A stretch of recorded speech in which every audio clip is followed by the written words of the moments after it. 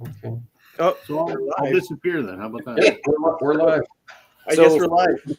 Welcome to Chris's stream, everyone. You may be wondering where himself is, but maybe he's just watching. He's going to direct. I think he said he wanted to get into directing, I think, or something. Yeah. He did. This is first production, Chris. It's like a 6-piece co-host going on right now. Yeah, that's right. Yeah, exactly.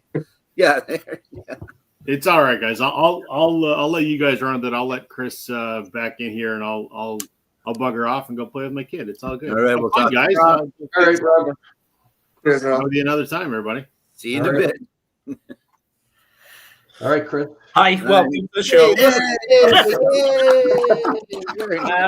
I wasn't aware I was only allowed to have 6 people on the stage, and I tried upgrading, but my bank keeps declining it. So I don't know what's going on. But anyway, sorry about that glitch. If I'd known that, I would have sorted this out hours ago. Welcome to the show, everyone. Hey, Chris. Hiya. Right, okay, so let's go through what we're going to do this week. This is all about rock. I've told the panel to pick kind of any rock they want to.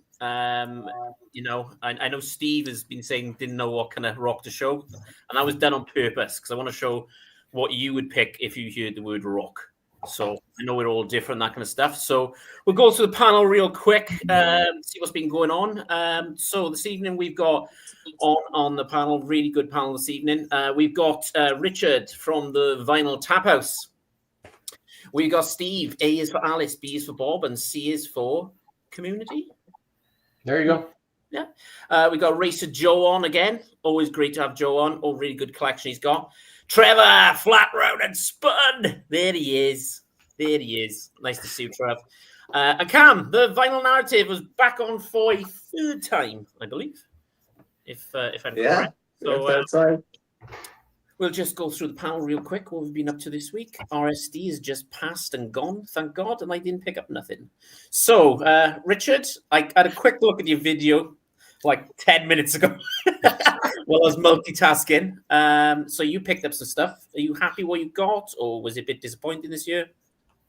I would say the lineup was disappointing. For me, it was more just a financial thing that I was just like, I'm limiting myself to just a couple of things. There were things I wanted to pick up, and I could have picked up everything that was on my list because there was nobody at the store when I got there. They were open for an hour. I got there, they opened at 6. I got there at 7. There was nobody in there and they had everything in stock. I'm like, it was strange.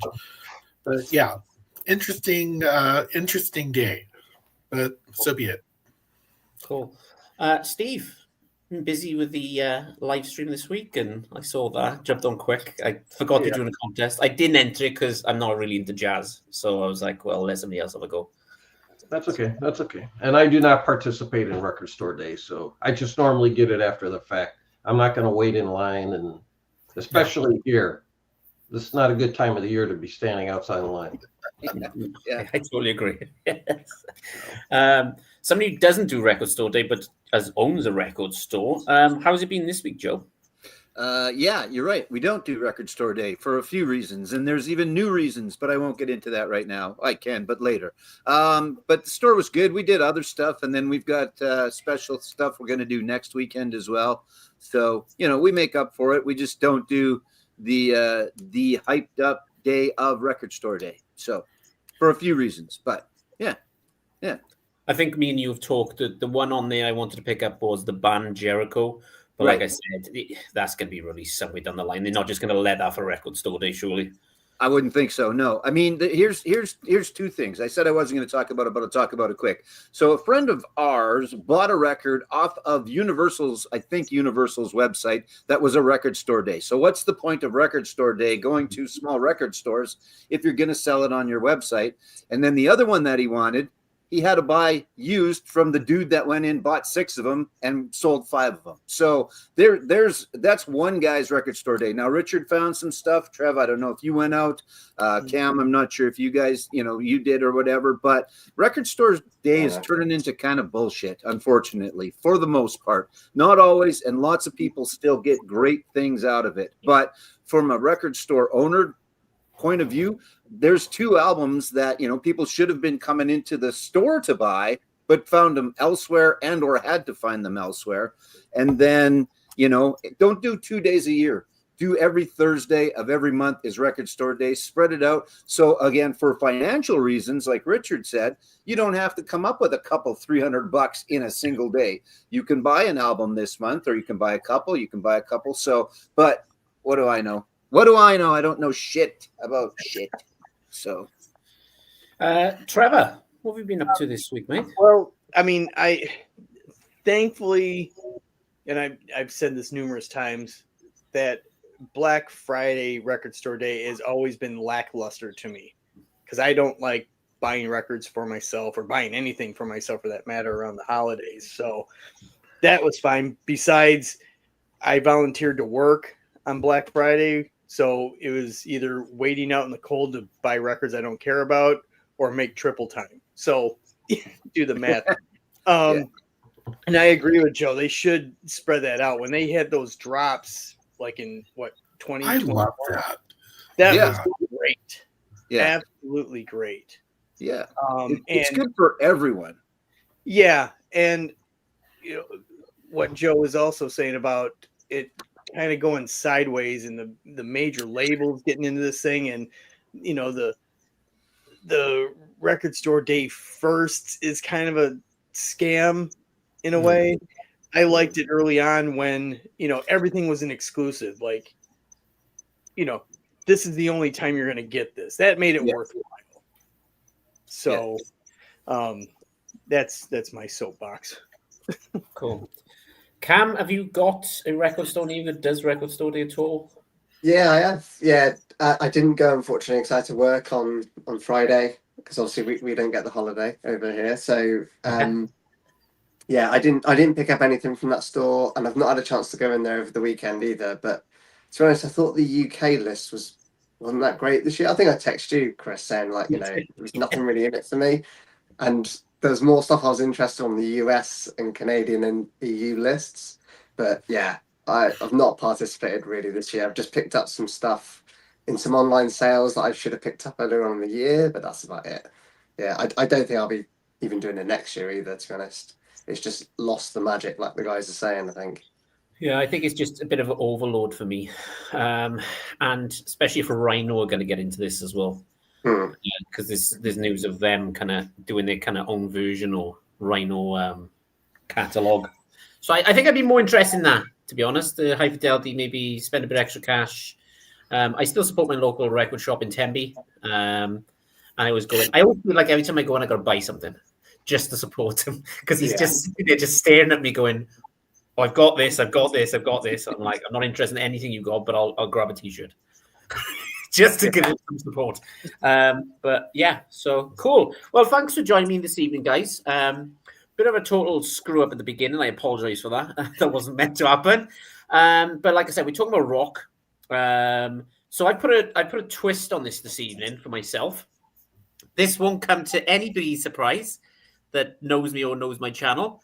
So I've gone with rock, and I've gone with just greatest hits. Just greatest hits. No way. Really? Wow. I would never have thought. Yeah, exactly.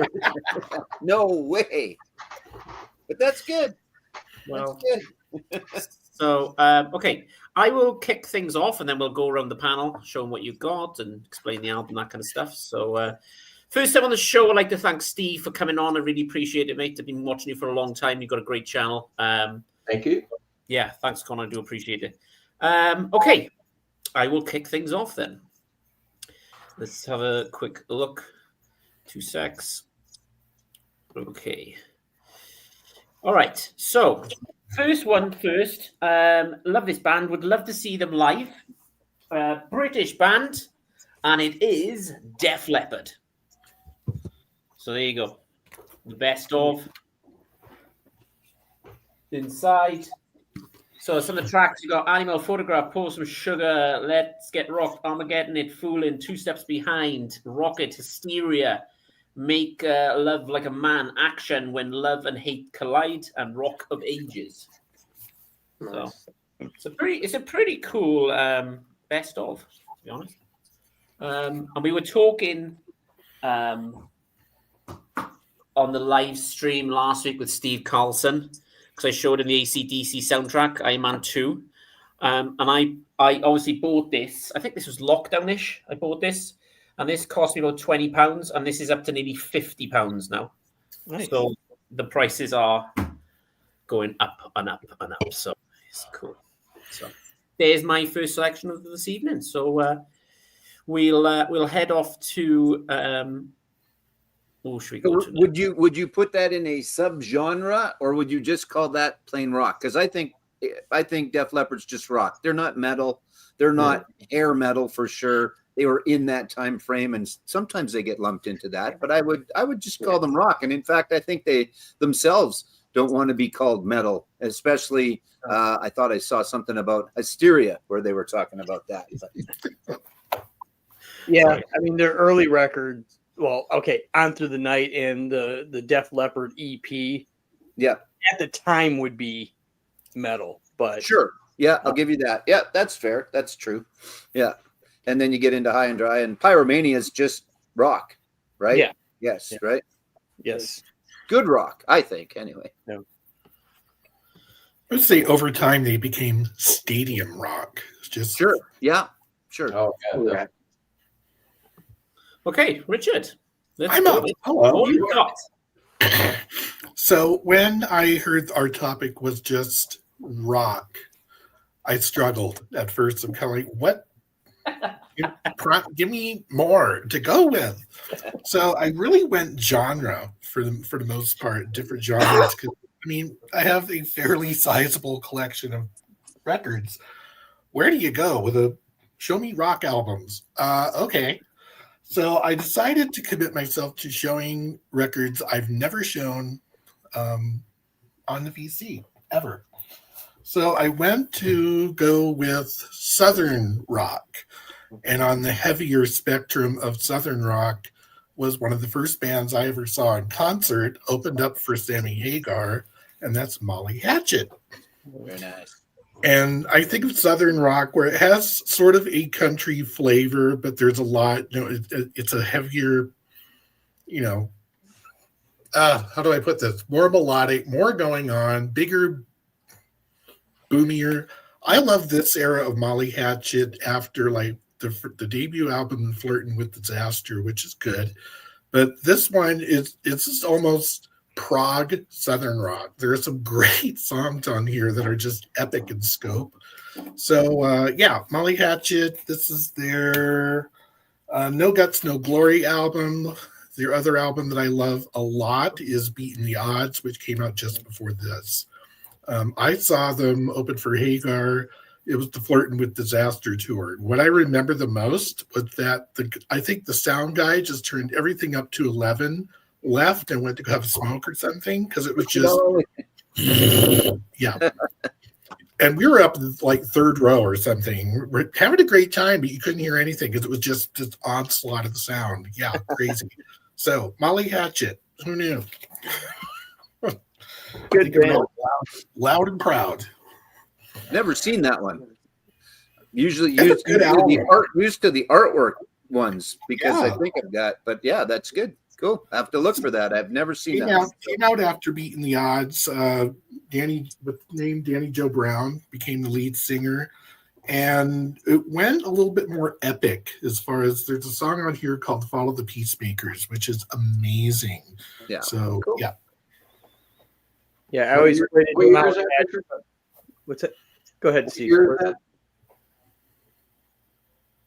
Are we there? Go. Yep. Yeah, what year was that release? Oh, sorry. I didn't hear that part. This is 1983. Oh, okay. So, yeah, maybe Beating the Odds came out after that. I can't remember. I know I got that for my birthday that year. So, Yeah, I always equated Molly Hatchet being like, now if Leonard Skinner was like the black sheep of rock, Molly Hatchet was the other black sheep that was on methamphetamines,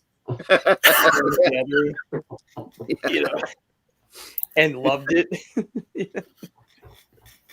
Yep. Okay. Let's have a look. No. Wait, sorry, guys. StreamYard is playing up. Hang on 2 secs. Chris Okay. likes it. Yeah, that's good though. Right. That's- Okay. Steve, over to you, mate. All right. Since you were very vague with your description of rock, because it's all encompassing. There can be you can have glam rock, metal rock, shock rock, whatever rock you want. When I think of rock, just pure rock, I think of something I want to listen to when I'm driving on the highway. So, top 10 debut albums of all time for me. The one that comes to mind immediately is the Montrose debut. 1973, because there's no let up on this album. This is just a solid rock album. And the great thing is, no two songs sound the same, which is hard to do. Fantastic debut. Ronnie Montrose, one of my top 10 guitarists of all time. And just a fantastic album. A must have for everyone's collection. Cool. I would second that. I love that album. Start to finish, it is amazing. Yes. Very good. Yes. Agreed. Sammy, back before everybody kind of knew who he was, I guess, right? I mean, I for lack of the proper way of putting it. So, but yeah, he was just a lead singer in Ronnie Montrose's band at that point. Yeah, exactly. Yep. Cool. Thank you, Steve. Good choice there, mate. Right. Okay. We will go next to Joe. Me. Sure. Okay. All right. Okay, we're going to start off with the triple, but only because they all go together and it's not going to take me that long. I would like to point out that 2 people of the 6 of us have that Black Sabbath picture in their background. Both Steve and Trevor have it. And if I work hard enough, I can get it and I can put it right here. So I'm going to do that after. But anyway, I have decided kind of a theme as well. And what I'm going to go with is I am going to go with all the love for the ladies today. So we're going to talk about the ladies of rock. And we are going to start with, I don't know if you could necessarily call them the original rock female group, but sure, what the hell, we'll call them that. The Runaways. This is live in Japan. They really didn't put out a lot of music. They did a little bit of stuff and they caused a little bit of stuff to go on, but always a big fan. And then to go along with that, you've got Joan, who kind of took the ball and ran with it for the rest of the days and continues to run with it. And my high school crush, that is still my high school crush, even though I am not in high school. And then also Lita, who also had a career out of the Runaways. I think all of the Runaways had something to do later on as well. I don't know how much Cherry did. She still tours and I think does a little bit. And then Sandy was the drummer for the Bangles for a bit, wasn't she, or something? I can't remember exactly, but yeah. So we're gonna go with female rock and roll today, and there's the full-blown cover of the Runaways live in Japan. Look, they've even got their own guitars. Girls can play guitars too. There's the gatefold, because if it's a gatefold, you got to show it. So always been a fan, and continue to be a fan. Joan is one I'd like to see currently. I think she still sounds good. She's out with people all the time. She was with Alice Cooper for a while. I think she was out last year with Alanis Morissette, with Joan Jett opening up, which would have been an interesting show. Saw her forever ago. She opened up for Robert Plant when he was on one of his solo tours a long time ago. So just good stuff. And I've always been a big fan of the Runaways, and female rock is where we're going to go today. So Cool, mate. Cool. Very cool. Very good, Joe. Okay, Cam, what would you, mate? What you got? Cool. I've gone for a bit of I explored the subgenres of rock, I guess. But I'm going to start off with just a plain old rock title. And it's an absolute classic. Sticky Fingers. This is my second favourite Stones album, I think. I have no idea what pressing this is, because I know it's one with a zipper, and it's like The zipper, a pan zipper. So it's definitely not a first pressing, but it's a pressing from the 70s, I think. And the condition of this is terrible. It's got so many scratches and scuff marks, but I think it adds to the character of this record, because this is one of my all-time favorites, and it's got probably one of my top 20 rock songs on it, and that is actually no, it's got two of my favorite rock songs on it, I would say. So it's got, obviously the one that I probably can't say the title of. Like, can we swear on here? Can we Yeah, swear? absolutely. Yeah. So I love Bitch. I love Bitch. That starts off the second side. And then Wild Horses is obviously on here as well. And that's just an amazing track, acoustic track that I love by them. But yeah, thought I'd go with the classic, the Stick Fingers by Rolling Stones. There you go. That's such a dirty, gritty album. I think that album is fine with cracks and pops, Yeah. Yeah. Yeah, exactly. It's Just a authentic character, that way. that's it. Trevor. Hey. Okay. Well, they even claim it right before they played their last song. Played because they're no longer around. But we are Motorhead, and we play rock and roll. Yeah. Featuring the immortal Lemmy. Lemmy. I knew where Trevor was going from our text thread. I had to. I will proclaim it now. Anyone who holds up a Motorhead album and says Lenny is an absolute poser. Anyway. But yeah, this is the legendary No Sleep Till Hammersmith. If I ever make it to England, one of my bucket list things, not even to go inside, is just to go in front of the Hammersmith Odeon or whatever it's called now. But yeah, because that building has held so many legendary shows, and I think this is like one of the flagpole albums that for that place. So Motorhead, No Sleep Till Hammersmith. I think it's the Apollo now. At least it was when I was there in 2009. Apollo, yeah. So. Yeah. But yeah, I've just seen so many live albums, so many concert films that were shot there. Yeah, I remember in high school, a friend took a trip there in the late 80s, and he came back and he said, "Oh, I saw Metallica there with Danzig opening up." I'm like, Jesus Christ. How awesome would that have been? So. I was in Denver a number of years ago. We were there for a convention. We went and saw Poison with Dokken open up at Green's. Where is it again, Richard? Fiddler's Green. And we met some people at the show. The guy I was with and myself didn't drink. We had a rental car, so we gave some folks a ride home. As we gave them a ride home, we passed a bar that Motorhead was playing. So on a night I could have seen Motorhead, and I didn't dislike Poison, but I could have seen Motorhead if I would have known. I didn't know. It was, hey, it's Poison and Dokken. Sure, let's go. And then, yeah, we gave these folks a ride home. Hey, look, Motorhead was just playing. Yeah. Oh, well. Yeah, my mate in school was a massive Motorhead fan, and he'd constantly, as we got older, he'd play it in the car, every album, and I was just like, can we just listen to something else? and he went, no, we can't. Yeah. Yeah. So there's two bands he used to listen to constantly on his MP3 in the car, right? Was Motorhead and the Pogues. That's it. Okay. Sure. Okay. There you go. That'd be an interesting, meeting of the minds. No kidding. Yeah. Lemmy and what the fuck's his name? Sean McGowan. Sean, yeah. Shane McGowan. This was in the 90s when these like weekly local papers, music papers, they're like the Pogues were playing, or Shane was playing solo, and they said, we can give you free tickets if you can guess how many teeth Shane McGowan has in his skull right now. Really? Yeah. That's hilarious. Right, What cool. was the answer? Do you remember the answer? No, it was just a joke. Oh, okay. I know they released something for Record Store Day, didn't they? Was it the 12-inch, the Christmas thing? Oh, that's right. Yeah, I Yeah. think so.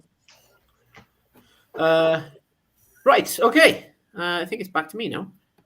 It is. Look at you go. You duckhead. Yeah. Is it because I'm quiet? Hang on.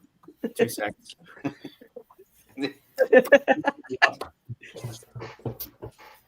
Foo Fighters. Seen them live 3 times. First time in the Prince Parky Stadium supporting Oasis. Second time was in Wembley Stadium for the Taylor Hawkins tribute. And the third time was in Cardiff again, and Wet Leg was supporting them. So How was Wet Leg live? they weren't dry. Har har har. Try the veal. He's here till Thursday. Try the veal. Right. Yeah. Good night. Yeah, so the Foo Fighters, sorry. Wet Leg. I was aware of one song of Wet Leg, if I'm being honest. The rest of the stuff was a bit of a blur to me. But they seemed all right, you know. I know they're going to be massive. There was, you could tell there was a lot of Wet Leg fangirls there because they were all kind of dressed the same. Yeah. And then you had a certain age, we say, watching the Foo Fighters, like myself, and then the dads, as they call it these days. It's not called rock anymore. This is dad rock, Yeah. which makes me feel very old. So no, but if anybody, you know, wants to get started with Foo Fighters, I just check on a greatest hits, to be honest. You know, most of the, if I'm being honest, I love the Foo Fighters, but most of the albums are fillers. There's 1 or 2 good songs on there, but the rest of the album is okay. So, but you got all the hits on this one, the essential. So, yeah. So you got Everlong, Making Fire, Times Like These, Monkey Wrench, Long Road to Ruin, Best of You, All My Life, The Pretender, Waiting on the Wall. My favorite song they ever done was Walk. That's amazing. Learn to Fly, Sky is a Neighborhood. These days, Everlong acoustic as well. So there's the band. So without Taylor anymore. Trevor, help me out on this one. So they haven't got the original. They haven't got the other drummer now. He's got. Did they swap bands with? What band was he in? He was like in a punk band. I can't remember. He'll come back to me anyway. Oh, they had John Priest with Yeah. him for a minute, and then he left or got kicked out. I don't know what the story is with that. And then they got someone else that I'm not really. I haven't really paid attention to the drama. I don't know. Ever since, as much as I love the Foo Fighters for many years, ever since the paternal controversy, the Foo Fighters kind of went down in my, the ladder of respect. Yeah, I mean, Mike. nothing against the rest of the band, but Dave, he was like, man, he's the coolest guy. He's the nicest guy, blah, blah, blah. And then it's just like, oh, really? Really, you had to do that? Yeah, Liz, my partner, said, I don't know if I can watch him now. I was like, well, looks like I'm going on my own then. Yeah. So, okay, cool. Foo Fighters, greatest hits, pretty much all you need, if I'm being honest. So, yeah, okay. Let's keep it moving. Richard. Hello again. So, again, thinking rock in general, my little brain went to bands that had members who were highly influential in kind of getting other people into music in as a whole, particularly guitarists. And the first one that immediately came to mind was Eddie Van Halen in Van Halen. And no, I have not showed this album very often. I usually gravitate to Fair Warning because I just love that album. But anyway, this inspired probably a world of guitarists to pick up a guitar and learn to play, or at least learn to tap, or do crazy things with a whammy bar. I don't know, but and how many others? Hendrix was inspirational. Townsend was inspirational. So, any of those rock bands, David Lee Roth, what the hell are you doing, dude? I loved Van Halen. I remember when this came out, everybody wanted it because, just to hear Eruption was mind-blowing in and of itself. And the rest of the album is solid too. So, I followed Van Halen throughout their entire career. When Sammy joined, I went ballistic because I'm a massive Sammy Hagar fan from the word go. 5150 was amazing. I never saw this lineup of Van Halen, but I did see Van Halen 2, if you will. Yeah, we don't talk about Van Halen 3. No. No. Did see what I would call the beginning of the downfall of Eddie when they did the reunion tour in 2004, and Eddie looked terrible. And the dynamic in the band was just crumbling. It was sad to watch. I would say, in retrospect, it was a good show, but it was like, it was a little cringe. Next thing you know, the world lost Eddie not too long ago, and I think it's still a bitter pill to swallow that Eddie Van Halen, one of the most influential guitarists of all time, is gone. That album you picked up for Record Store Day, the Live in Wembley. What year was that then, Rich? 95, I think. It was on the Balance tour. It's really good. I picked that up. And the sound on that album is remarkably better than I thought it was going to be, because that last Record Store Day, they had a live Van Halen that was kind of, and I was kind of on the fence about picking up the new one, but I'm glad I did. Cool. Good choice, mate. That is a really good choice, in fact. Me and Joe have actually been talking, because I said to him the other day, what new music need to pick up? And he was like, well, and I said, I think about Van Halen. And he's like, well, start with that one. Because I haven't got any Van Halen. I've just never come across it in record stores. I don't know what it is. I want to pick up a used one, then go from there instead of buying a brand new one. But I'll keep searching. There's always lots of used Van Halen around. Before I decided to go the female road, I was going to show, because I just bought Wolfgang's new one, Mammoth's new one. I haven't had a chance to listen to it yet, but I like the kid. He's good. He's definitely not riding on Dad's coattails. That kid's got talent. I saw them with Metallica a couple years ago, and really, really good. And I like the new album. What I've heard, I haven't listened to it all yet, but it's good stuff. They're coming to Denver this coming week, and Wednesday, and I'm thinking about, it's not sold out, and it's a very smallish venue. Tempted to go just to kind of witness that. I don't have any of the Wolfie albums yet. Yeah. Heard like them. He's multi-instrumentalist and highly talented in what he's doing. So yeah, he's not just chip off the old block, copycat of Eddie. No way. He's very much his own. Speaking of him, and then Chris, you would have seen him, right? Because that was the Wembley where he came out, right, and did the stuff at the Hawkins tribute. So Liz knew exactly who he was. Yeah. I was like, oh, right, maybe I need to do catch up here. But it was a kind of a weird concert in a way, because Kesha was there singing, and she was just flaunting herself over the floor. I think she was on drugs or something. Something went right there. How can you go from the Queens of the Stone Age to Kesha? Yeah. He came out. He played with, I think, who did he play with? I thought he played with The Darkness. Didn't he play a little bit with those guys? Yeah. Maybe. It's been a while, so I can't say that for sure. But he came out. Brian Johnson was there. Lars was on the drums for that one. That was pretty cool. It was a good. You're never going to repeat that, but glad I went. Right. Okay. Let's keep it moving. And next we will go with Steve. All right. Sticking with a debut theme, and this album served as the template for another debut, which Richard just showed. Sorry. Eddie wanted their album to sound like the first Montrose album, and that's why they got Ted Templeman to produce. And the albums do sound very similar, at least in tone and production wise.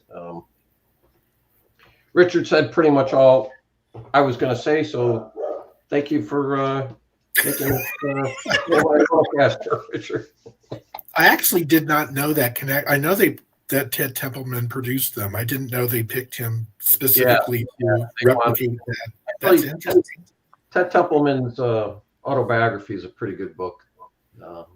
If you like to read an autobiography from somebody who really thinks that they are personally great, Ted Templeman makes that abundantly clear in his. He does he? Yeah. Wow. Okay, there's He is a good producer. I like a lot of his albums. there's another meeting of the minds, like Ted Templeman and David Foster. Yeah. Have those two say who's better and who's the greatest. Oh my god. Big-headed producers. Well, anyway, Steve, it was a good choice. Yes. Thank you. You can just blame Richard for that one. He did all the heavy lifting. Yeah. He read the script really well. Joe. I think the cool thing, and it would have really been interesting to see it come to fruition, is that Eddie and Dave were bitching at each other. Like, I'm sure they did a lot. And at the time, Ace was screwing up being in Kiss. And there was a time frame where I thought there was a small discussion of Eddie Van Halen joining Kiss. And I just have no idea how that would have played out, what he would have exactly brought to that sound. But that would have been, for a Kiss fan and a Van Halen fan, that would have been an interesting combination, I think. So, but I digress a little bit, and I'm going to move on to my next, which is, we're going to stick with the female aspect here. And I don't know if I got to put my thumb over this or not, but I will. But anyway, It is the Pretty Reckless, Taylor Momsen and company. I'm not just putting it because I wouldn't mind my thumb being there. I'm just putting my thumb there so that Trevor does not get a strike. Anyway, I'll turn it over. Wait, can I turn it over? Yeah, I can turn it over. So Taylor Momsen, I think, is like she's kind of like Iggy Pop. If you ever see her with a shirt on, it's interesting. It's anyway. There is see now I got it. No, I can't show the gatefold. Anyway, I don't want you to get grief. I mean, in the end, it's just a bum. Who cares? It's just a bum. But anyway, Cindy Lou Who, for those that don't know, they've got a new album coming out. They've got a new song, which I really, really like, For I Am Death. I don't know if you've seen it or not. And again, Taylor has about as many clothes on in this as she does. She just wants that. That's just part of her deal, and that's up to her, and that's her own prerogative. She can do whatever she wants. It's worked for Cher. It's worked for a lot of different performers. They just don't give a rat's ass, and away they go. But I really do like the sound of the Pretty Reckless. Again, they've got a new song, a new single called I Am Death, but then they've also got a new Christmas album out as well, which is Taylor, who was Cindy Lou Who in the Jim Carrey version of The Grinch. She was Cindy Lou Who, and that has now grown up to be the singer of the Pretty Reckless. Here, I'll put her behind there so that we don't have that going on all the time. But I like it. They've got, I think their new one, when the full album comes out, is going to be their third, maybe their fourth. I can't remember exactly. Death by Rock and Roll was after that one. And I like them. And not because there's a half-naked woman, not half-naked, full-blown naked woman on the cover. That has nothing to do with it. I happen to really like the music. And they fall into the rock category. And I'm really looking forward to seeing them as well, because they're going to open for AC/DC, who I'm going to see one more time next year. So it'll be good. Queens of the Stone Age is with the Foo Fighters, and I haven't seen Queens, and I'm looking forward to that too, because the Foo Fighters are coming. So that should be an interesting show next year. Me and Liz went and watched Queens of Stone Age about 2-3 years ago at Cardiff Castle, open event, castle by the side of them. Old Evil Castle, and they give you the bangers. Yeah. They played one or two new songs off the newer album that people kind of knew, but most of it, Joe, was Go With The Flow. They started off with Go With The Flow, and it was just, the crowd were going absolutely mental. Yeah. He's another guy that you have to disassociate the dude from the music, though, because he's a bit of an asshole. Not a bit of, I think he's more than just a bit of an asshole. But so I don't know. It's one of those where you go, and again you kind of disassociate, Dave from Dave's shit and Josh from Josh's shit, and you just enjoy the music. So yeah, should be good. And hey, it's Liz. Even though she went with you, she still thought it was an amazing gig. No, hang on. Fire's a shop now. Hang on. So I said, I'm going to get tickets to go and watch Queens of Stone Age. I've always wanted to see them, like one of them bands I'd love to see live. They always do a good Reading, Glastonbury's, your Leeds. always amazing. So, and she was like, "Who's the Queens of the Stone Age?" And I was like, "Right, get on Apple Music." Liz is a teacher, so she travels a lot because she's a music teacher. So she goes from different schools all the time. So there's a lot of traveling. Put the Queens of the Stone Age on, and she went. She every time she goes running now, she always puts Queens of the Stone Age on to run. She loves There it. you go. Okay, They are that style, that's for sure. So yeah, and I got the VIP package, which doesn't mean you meet the band. It means you get a free couple of cocktails. Well, I was enjoying it so much because the sun was out. Halfway through the gig, I went, "Wow!" nice. So I'm banned from cocktails now. Yeah. Right. Okay. So Joe went on that one. So up next, we've got Cam. 2 secs. For some reason, StreamYard has changed this week and it's given me a lot more tabs. So I don't really know what's going on. You're doing fine. It's good. So Cam, over to you, mate. What you got? So, speaking of guys who you have to disassociate the music from, but also records that inspired so many bands. I'm going to go with another classic. Velvet Underground and Nico, the debut record, produced by Andy Warhol, of course. Although I'm not really sure how much producing Andy Warhol did on that record. I got the 2 copies there. So one with a peeled banana, which is a mono copy, and this is a stereo copy with a peelable. But yeah, I love this album. Again, another favorite rock record. I can't remember who said it now, and it's gonna eat me away, but who said this, but obviously this is the album that just didn't sell very well at the time, but inspired nearly everyone who heard it to kind of pick up a guitar and start a band. This has got the original back cover as well. So yeah, love this album. And you've got cracking songs in there like Heroin, Sunday Morning, and then it's almost like the first time I'd heard like noise rock. That last track on here is just like pure noise. I was like, what is this? This is crazy. And just maybe want to check out the album. So yeah, love this record. It's Velvet Underground and Nico, obviously. There we go. Is Nico credited as ingenue on that? Isn't that what I've heard? Yes, I think so. Bear with. Oh, it's a gatefold. Sorry, I should show you the middle. I should play by the rules, shouldn't I? That's right. Damn it. Come on, Cam. Yeah. She's just credited as Nico on this one. But let's just check the stereo copy. See? There was the caller. She's Nico on this one.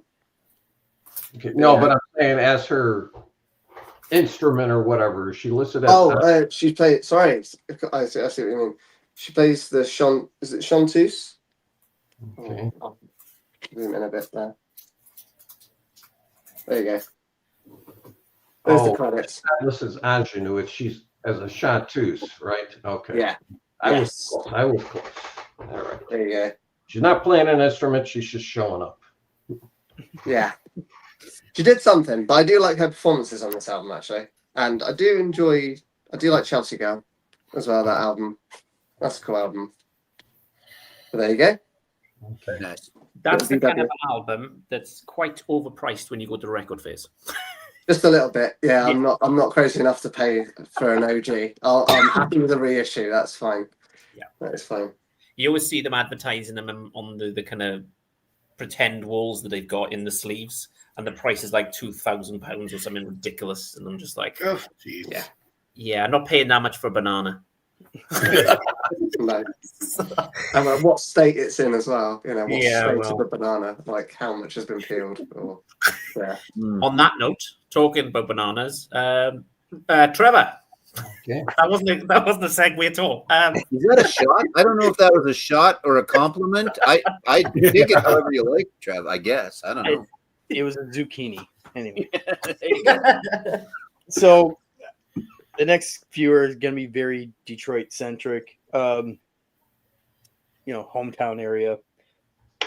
This is a band that actually my dad, he had a band in high school and a little bit after high school, and they used to open up for this band several times. And Steve probably knows where I'm going with this, but it's a band called Bob Seger and the Last Herd. This is the earliest of Bob Seger you could probably find out there. These are the singles that they put out. Songs like East Side Story and Heavy Music. They were just a club band at the time when they recorded this stuff. This was released about, 7-8 years ago through Third Man Records. But they tried to duplicate the Cameo label that was out at the time. So very cool stuff, very historic stuff, great compilation. Highly recommend. 60s Detroit rock and roll. Richard's got his Bob Seger in the silver. So it was that, and then the Bob Seger not connection. It was system. It was Bob Seger and the Last Herd, then just Bob Seger, then the Bob Seger system. Or no, maybe it was the other way around. Bob Seger system, then Bob Seger, and then Silver Bullet. Yeah, that's what I thought was, system first. I didn't know about that iteration, and then system, and then nothing, and then Silver Bullet Band. Yeah, right? I believe this is still available. I really do recommend it because it is just 30 minutes of just straight up pure rock and roll. It's awesome. Cool. I will definitely have to look for that. It's costing you money already, Joe. Yeah, and Herd is spelled HEARD, as in herd. Not like, herding in the battle. Cool, mate. Or Peter Frampton's original band, The Herd. Mm-hmm. Okay, brilliant. Thank you, Trevor. Hey, how you doing? Very nice. Okay, so let's just show them, shall we? Do it. It's the Stereophonics. Yeah. No. I'm shocked. I should have made a Vegas bet. I don't think you need to make a bet, really, do you? Unless I'm going to show country, and then they're definitely out.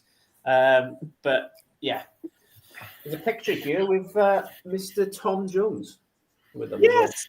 Nice. Very nice. Love me some TJ. Yep. So I guess there's something else left. Say BJ.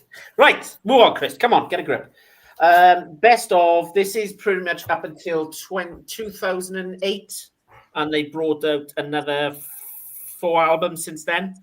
So I think the next lot are going to be a best of volume 2 or something, because they got 13 studio albums, 1 best of, 1 live album, and this is going to Canada very soon. Ooh, very soon. So if nobody's aware, the biggest hit they ever had was Dakota, which is off the one you picked up, Joe, the other day, Sex, Violence, and Other. Yep. Have you had a chance to listen yet?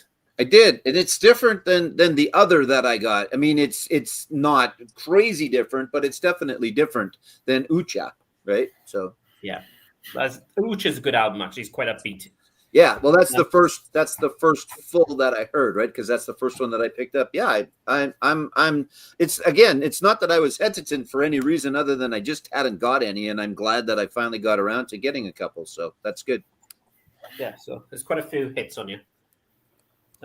This is on is that double? Yeah, double black LP. So, Joe, it's on its way to you tomorrow. There you go. Perfect. Nice. Well, by the year 2026, everybody in the vinyl community will have a best of Stereophonics, so we'll work on it. All right. Yeah. Yeah. Here you go. Here you go. It's your revelation. I'm not sure if people are going to listen to it or they're going to burn it. My sacrifice. Okay, so let's keep going. I'm glad he's not at the top because that is an absolute nightmare to drag. Richard. You should move people around like roulette or something. I don't know. Now, anyone who's watched my channel for more than 30 seconds knows that this genre of rock and roll is, you can't even call this rock and roll. It's more like noise and roll or something. I love shoegaze. I love every iteration of shoegaze, from dream pop, Cocteau Twins type stuff, all the way to full out noise rock. But the band that pretty much gets defined as shoegaze is always My Bloody Valentine. And no, I'm not showing Loveless for a change. This is, oh God, what is this called? I hardly ever played this one. Isn't Anything. This is the album that kind of started pushing them towards the sound that Loveless was going to become, which was reverb drenched, lots of sound loops and tape loops and the ethereal vocals and the whole 9 yards, and just this sonic wall of noise where, for me, some of the work on the guitar is what sets the beat more than what the drums do. So some of those songs on Loveless are etched in my brain because that's what holds the beat for me, would be the tremolo or something. It's very strange, hard to describe. But Isn't Anything was kind of the, for the moving point towards becoming what Loveless became.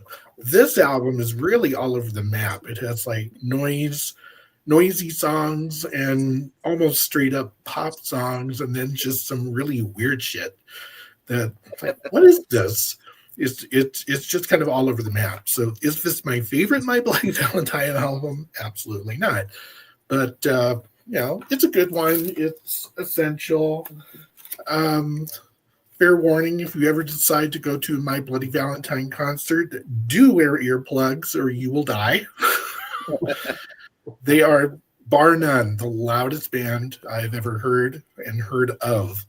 They're currently doing shows around England, and I think they're going into Europe soon.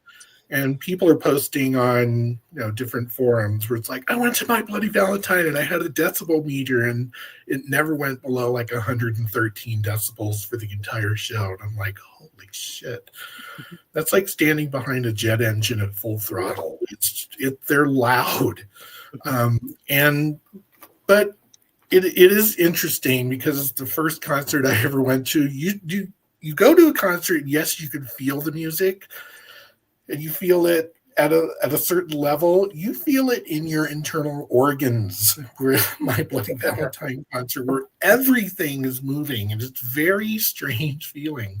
Mm-hmm. But if you can, they're one of those bands, or a band that you either love them or you do not get it and you absolutely hate them. And when I first heard them, I was like, this is just noise. What is this? And then you start seeing the patterns develop. So I would call shoegaze technical music because it seemed like it's very calculated and planned for it to sound the way it does. And that's my love for it. But there's 48,000 genres with subgenres within shoegaze, and I might show another minute. Who knows? Cool. Right, let me just go to the chat real quick here. So, Boz, that Vinyl Channel. Hey, everybody. Hey, Boz, how's it going, mate? I remember when they came out the first time. I think their first album over in the UK. And I really enjoyed it, but I can see where the shoegaze thing comes in. I get it. I do get it. They kind of like went off the radar slightly in Britain. Cam, would you say? Because yeah, well, I don't know if they were ever in the mainstream though. Like I think there was like they were known about. Obviously, there was like a big band that like you go into Rough Trade and that could be playing that sort of thing. Yeah. I know, which is cool. Which is really cool. Like, I know Radio 1 used to play them in the evenings a lot. Yeah. When Zane Lowe was doing the evening shift. He's obviously on Apple Music now, but at the time when he was younger, because he was on MTV2, he was doing Radio 1, and he'd play that kind of music in the evening. Yeah. So I always used to tune in because some of the stuff he'd play you'd never heard of, or there's new bands coming in, or new music coming across from across the pond, or so it's been cool. But yeah, they're a good band, Rich. They had a good band. You enjoy them. Mm-hmm. Cool. Good choice. Okay. Let's. He does like you. I just enjoy it. I mean, I like seeing you too, but I also like seeing that Replacements album up behind you too. So that has eluded me still. So, Steve, what would you, mate? All right, sticking with my theme of rock albums that never let up. And this is a band from my motherland, Sweden. And Trevor will be familiar with this band. It's not the Helicopters, though. It is Imperial State Electric and their album Hawk Machine from 2015. Oh, man, this is just such a, like I say, it's a rock album, and that's what it is. I mean, Nicky Anderson, he's a genius. He writes great modern day 3-minute rock songs. If you like Ace Frehley as a guitarist, you're gonna like Imperial State Electric albums. They've probably got, I don't know, 6 or 7 studio albums. He out of the ashes of the Helicopters, Imperial State Electric were born, and then when he disbanded Imperial State Electric, now he's playing in a band called Lucifer, although he has brought back Helicopters for 2 albums in the last, 3 or 4 years, right, Trevor? Yeah, something like that. Yeah. To me, they're not as good as the Helicopter stuff that preceded Imperial State Electric, but Nicky Anderson, he has a great love of 70s rock. Imperial State Electric, they have a live album called Anywhere Loud, and there's a couple songs where they break into Dominance of Submission by Blue Oyster Cult, and then they go into Fairies Wear Boots by Black Sabbath. So that's just kind of, he loves that music, and that may be why I love Imperial State Electric. So Nick, you back before the Helicopters, when he was the drummer for Entombed, yeah. like one of the last records he was on, I mean, he would, crowbar in some Alice Cooper, like $1 Billion Babies in one of the songs, and then the little drum fills from Ladies Room from Kiss, and in this band that was known for, as they coined it, death and roll. So it was kind of cool to hear that. But yeah, seen Helicopters a couple times. They were fantastic. And they are on the Psych Out label. Cool. So yeah, hard to get on vinyl now these days. I'm sure if you went looking on Amazon, you probably couldn't even get anything, except maybe you might be able to get their last album, which came out in 2016. Cool. Good choice, mate. Right. Okay. There's nothing in the chat, which is brilliant. So up next, we've got Joe. What's you, mate? Yeah. All right.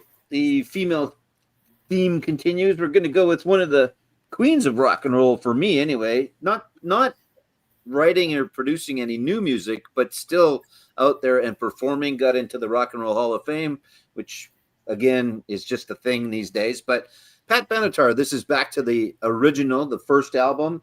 Always been a fan. Haven't seen her in forever. I'm pretty sure I saw her back in the day, but good album. Again, just some good rock and roll. And, it's got Heartbreaker on here. I Need a Lover. And it's also got Rated X. And I've talked about Nick Gilder before on our Wednesday night show. And I might have shown some Nick Gilder on this as well with you before, but he wrote that song, co-wrote that song with her. But it's just good stuff. This back to the start. And again, still out there with her husband, Neil, performing. And I don't know if she sounds good or not. I would imagine some can get away with not sounding good. And I don't know if Pat was big enough to draw enough people. Like, she was always big for sure. And especially in my opinion, but there's certain artists, like David Lee Roth should not be taking anybody's money anymore. But people go, oh, cool, it's David Lee Roth. I got to go see David Lee Roth because I never saw him, but don't. So, but I don't think that's the case with Pat. I don't know that for sure because I haven't seen her. I'd love to see her still if she sounds good. I don't want to go watch people that don't sound good. They can sound a little different. Like we've talked about that before. A few of us anyway. Like Elton John cannot hit the same high notes that Elton John could hit, and he's not doing anything anymore. But as a reference, you go and you listen to Crocodile Rock, it's just an octave or two below. He still sounds fine, but it's not the same. I don't mind if they don't sound the same. I mind if they sound shitty. That's a different story. I think someone like Pat always sang within a range. Yeah. And didn't do like the aerobatic, like especially in the 80s, a lot of those lead vocalists would just do these, above the mountain notes and Screaming and that, right, like it wasn't Mariah Carey where she was up here and then she was down here, and so where Pat was kind of, I mean, she's very reminiscent of some more that I've got to come up here that were just good. They sounded great and they stayed in their lane as far as vocal range, right? Yeah, and it was good. And you're right, Trev. So that's probably a good point. Like I said, I'd go and see her. I don't know. She just hasn't been around here lately, but I think that she is still out and touring. So Cool. Well done, mate. All right. The chat is really quiet tonight, which I'm loving, by the way. Right. Okay. Up next, we'll go across the pond. If I can grab him. 2 secs. There you go, Cam. What do you think? Cool. Next up, I'm going to go with a bit of, I don't know, well, I think it's noise rock, I guess would be the best way to describe it. It's not like metal, well, I think it's like noise rock and heavy rock, but it is a Canadian duo, Death from Above, 1979. I can see Richard loving this one. Yes. Yeah, I love this record. You're a Woman, I'm a Machine is the name of it. And yeah, I think I've spoken about this before. I love the artwork just because it just stands out so much. It makes you want to pick up this record and find out what's on it. And it's on matching pink vinyl as well. There you go, which is really nice. But yeah, these guys were really big back in like 2005. They released this album and then they kind of disappeared for a long time actually, and then they reformed, I think at least 10 years later, and released another album. And it's probably one of the, I don't really go to like heavy rock shows that often, but it's one of the heaviest shows I've been to. Just really sweaty, and jumping in the mosh pit was mental. Just absolutely drenched when I came out of that mosh pit. It was really cool. Fantastic show, fantastic band. There's the gatefold cover. There we go. I play by the rules. Yeah, if you haven't heard these guys, I'd say the best track to check out would be either Romantic Rights or Blood on Our Hands. Those are two like ones that if you don't like them, you won't like them. But yeah, if you like them, you will love this record. It's fantastic. So there we go. Death from Above, 1979. Hey, Chris, can you put up Cam and myself on the screen right now? I want Cam to hold up that album because I'm going to hold up an album cover too. Okay. So can you do just the two of us? I think because there's quite a few on you, I'm just struggling. Hang on to give you. Oh, okay. Anyway, I'm going to say I think that was like the first draft for Black Sabbath's "Never Can Say Die." Never Say Die. Album. Yeah. Very, very similar. We are indeed. Yeah, nice. Not sure what's going on there, but yeah, there we go. Right. Okay. Let's go over to Trevor. He's up next. All right. And right now, it's time to kick out the jams, motherfuckers. Classic debut of the classic Detroit band, the MC5. Probably more legendary than popular. Very influential to the punk scene. And then I didn't know about the unwritten rule of gatefold, but so there's the back. There's the inside. Recorded as a debut, recorded live at the Grandy Ballroom in October of 1968. Though my parents were not there. I don't think he even seen the MC5, even though he was part of the scene. I don't think he ever saw them and their what was known at the time as their little brother band, the Stooges, who got signed at the same time. A&R That's guy. the only problem with showing gatefolds is then you got to put the some bitch back. in. Yeah, I know. I know. So um, it's a rule, but it's not a steadfast rule. You don't have to. It's just a bit of a rule. Sorry. I'll put it back later. But yeah, just you know, for a debut and it being live, I don't think that these songs would have had the same power and bite if it was recorded in the studio. I don't know, it's just one of those albums you just get used to it, and if you heard it in a different iteration, it would just sound weird. You know, it's kind of like I guess we'll go with Kiss as an example. If you know, if your first exposure is alive and you listen to that a bunch of times and you go back and listen to those studio records, those songs sound not as energetic. So, but yeah, So true. classic band. I was very fortunate enough to meet Wayne Kramer a couple of times. Super nice guy. You know, just gave me a few minutes just to chit chat and, you know, bow to the power that he is. So MC5, kick out the jams. They must have had just a massive following, right? I mean, just they could have just said they were playing, and I mean, I don't know if they were playing major big places, but I just imagine them just packing places. Well, okay, you got to keep in mind at the time in the 60s, playing arenas were like playing stadiums now. Sure. Yeah. I'm just going by Detroit. I'm sure Chicago and Denver had similar situations. Like if a band played Kobo in the late 60s, you were giant. Sure. But you know, the Grandy Ballroom, which I believe held maybe 800 to 1,200 people, I don't quite know, but like early on, Zeppelin played there. Cream, you know, all these bands playing this, you know, large club. Yeah. And the MC5 Stooges and early Alice Cooper were, you know, part of that scene there. So Cool. yeah. Yeah. Just you know, cool to be, you know, growing up in that era, not in that area, not in that era. I wasn't born yet, but Yeah. but it would have been very cool just to, you know, be part of that history. Yeah, I would imagine. That's awesome. Cool.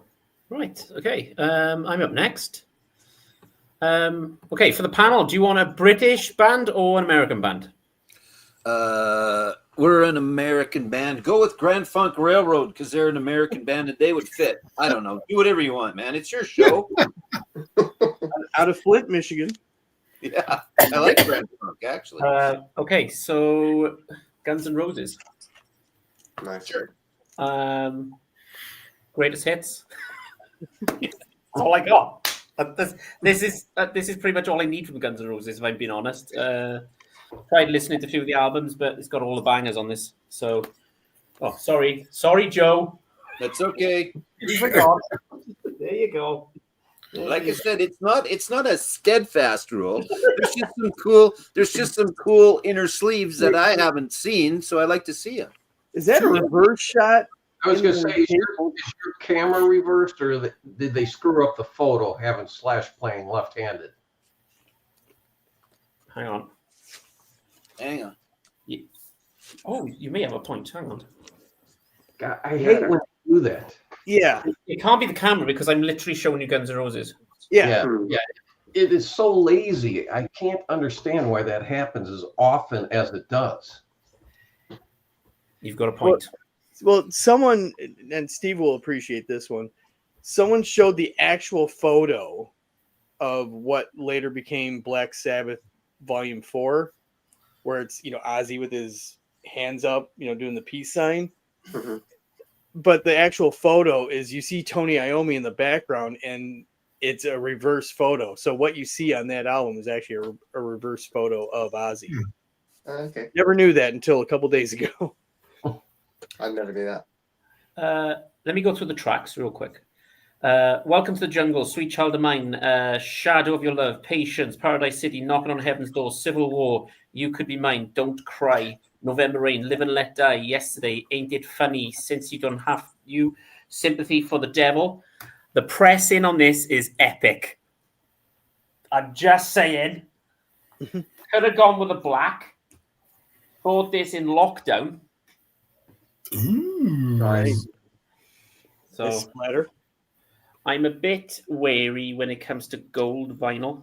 Mhm. Sometimes the pressing can be a bit shit, if I'm being honest, because I can attest to that. I will clean this later. I know I'm handling it, but around this area here, Mhm. usually if it's gold, you get a lot of build up Yeah.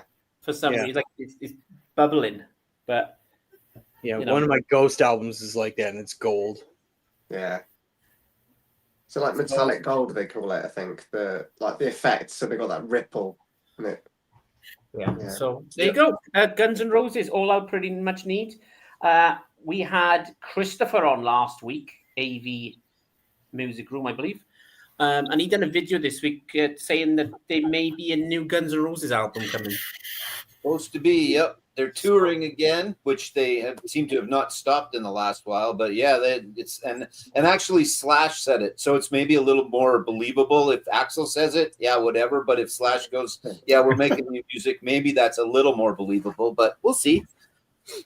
I just feel like every time I'm on Instagram or Facebook, there's always an advert for Guns N' Roses live in London.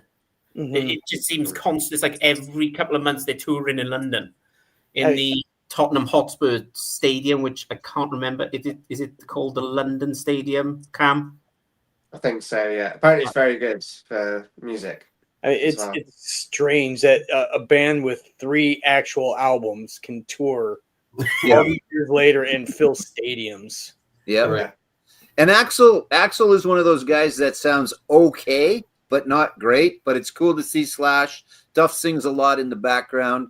But man, they put on a show. Like I saw him in California a couple years ago. It was still 3+ hours. They give you your money's worth.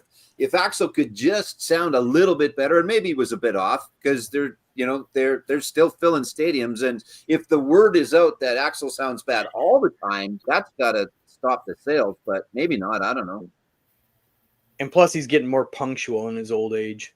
He is. I think he's definitely, yeah, he only throws his mic every once in a while now. So he is definitely mellowed as he's gotten older. So Right. The main thing, like Steve had just pointed that out, I'm quite disappointed I didn't realize that before, to be honest. And the other thing is there was nothing inside. So I literally had to get an inner sleeve from Amazon because this was just in the cardboard. There's nothing else in there. Oh, really? No inner sleeve at all? Pissed me off. Wow. weird. I've never had that happen to me. I almost have to believe that was just an error during packaging. you would think, yeah. I mean, it's bad enough they use the shit paper for what we Right. pay for these things now. But yeah, to not have anything, that's crazy. That was an Amazon special splattering anniversary, whatever it was, back in 2020. So anyway, I got it sorted. I cleaned it up and I got a inner sleeve, so that's all sorted. Right, okay, we will keep things moving. Just thought I'd show that coloured pressing. It's probably one of my favourites for coloured pressing. Right, okay. Whizzy bye, Richard. Thank you, Joe. All right. Trevor and I have kind of a common interest in industrial music. He's nodding his head. I'm like, yeah. And he probably knows where I'm going with this. First time I saw this band was Lollapalooza '92. Then talk about My Bloody Valentine being loud. They were loud. They were just kind of like, screw the noise ordinance. And that is Ministry. I've seen Ministry a lot. Talk about industrial. I'm going to say that Ministry kind of defines my understanding of what industrial music is, where it's clamor, it's heavy, it's guitar loaded, it's sonic noise burst, a lot of yelling, and a great big mosh pit, and it's a great time. I love Al Jorgensen and company. Say what you will, he's another singer who's kind of like, how the hell is this guy still alive? But anyway, Great album. My first album with them was Land of Rape and Honey. And then this is Burning Inside, which is just Barnstormer and Thieves on here. It just and yeah, saw them Sob 69 with Lollapalooza in 92. I think I can't say I've seen every tour they've ever done, which would not be the true. My last mosh pit was at a Ministry concert. I was 42 at the time. Attaboy. Okay, I can't do this anymore. But anyway, yeah. Was that last year, Rich? Yeah. Yeah. To my knowledge, they're still touring. They're still putting out music. I haven't bought a Ministry album in a good few years, but I still have a massive appreciation for the sonic noise that is Ministry. And this is the Music on Vinyl reissue that came out a decade ago, maybe. Yeah. Sounds absolutely fantastic. But yeah, industrial music, Killing Joke, Ministry. Yeah, there's a whole slew of industrial and noise bands that definitely rock my world. Yeah. Cool. I think you'd enjoy the last record they put out, the Squirrely Years, where they redo songs from With Sympathy, a bunch of the Wax Tracks singles. On the CD and streaming, there's a couple of Twitch tracks on there. Okay. So I'd recommend that. It's just updated versions of them. Yeah, I heard they'd done that. I didn't know kind of what came out of it, or if it was like at first I thought, oh, they just remixed it and updated it. No, they re-recorded it. Yes. Right. Yeah. That's It's a fun listen. Is it better than the originals? No, but it's still fun. yeah. For those who don't know, Ministry started out almost synth pop. Yeah, they're with Sympathy. It almost sounds like Human League. Yeah. Very. Oh, really? Yeah. They could have opened for Human League. They were on par with Human League, and then Very it much so. just got heavier and darker, and then guitars got added later on, and then they just got insane. I mean, and they're from Chicago. I don't think I've ever heard a song.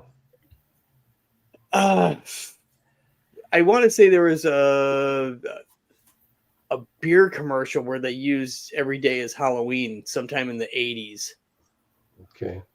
but I'm not visioning Steve going to the clubs and No. dance clubs.